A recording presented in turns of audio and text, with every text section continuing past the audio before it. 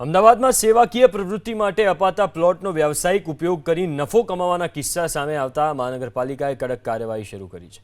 Estate વિભાગને standing committee ચેરમેને 3 મહિનામાં નવી નીતિ તૈયાર કરવાની સૂચના આપી છે। અમદાવાદ મહાનગરપાલિકા વર્ષોથી ધર્માદા ચેરિટેબલ ટ્રસ્ટ, મેડિકલ કેમ્પ અને બ્લડ કેમ્પ જેવી સેવાકીય પ્રવૃત્તિઓ માટે પ્લોટ ભાડે આપે છે, પણ સમય જતાં કેટલાક પ્લોટનો મૂળ હેતુ બદલી વ્યાવસાયિક પ્રવૃત્તિઓ શરૂ કરવામાં આવી હોવાનું જાણવા મળ્યું છે, જેને કારણે સેવાકીય હેતુ માટે આપવામાં આવેલી જમીનમાંથી ખાનગી રીતે નફો કમાવવાની ફરિયાદો ઉઠી હતી।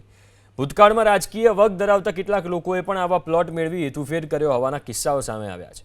ગોતા વોર્ડમાં સેવાકીય પ્રવૃત્તિના નામે પ્લોટ મેળવીને ત્યાં મિની માણેક ચોક જેવી વ્યાવસાયિક પ્રવૃત્તિ શરૂ કરવાની યોજના પણ ચર્ચામાં રહી હતી। આ પ્રકારના બનાવોને ધ્યાનમાં રાખીને હવે નવી નીતિના પ્લોટનો ઉપયોગ માત્ર મંજૂર કરાયેલા સેવાકીય હેતુ માટે જ થાય છે।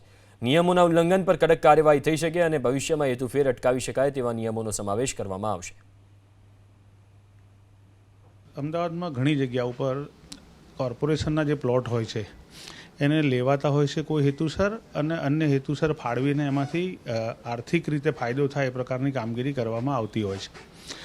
અમારા ધ્યાનમાં આવતા એક તો પહેલાં આખા અમદાવાદ માટે એક સરખી પોલિસી બનાવવાનું કીધું છે, કારણ કે 2022માં એક પોલિસી હતી, એ પછી સમયાંતરે 2 વખત 6 મહિના માટે આ પોલિસીમાં ચેન્જ કરવામાં આવ્યો હતો। ઘણી વખત આપણે કોઈને 6 મહિના માટે આપવી, 12 મહિના માટે આપવી, જો પોલિસી એક સરખી રહે અને એક સરખી રીતે કાર્ય થાય તો હું માનું છું કે આવી પ્રવૃત્તિ જે છે એને આપણે અટકાવી શકીએ।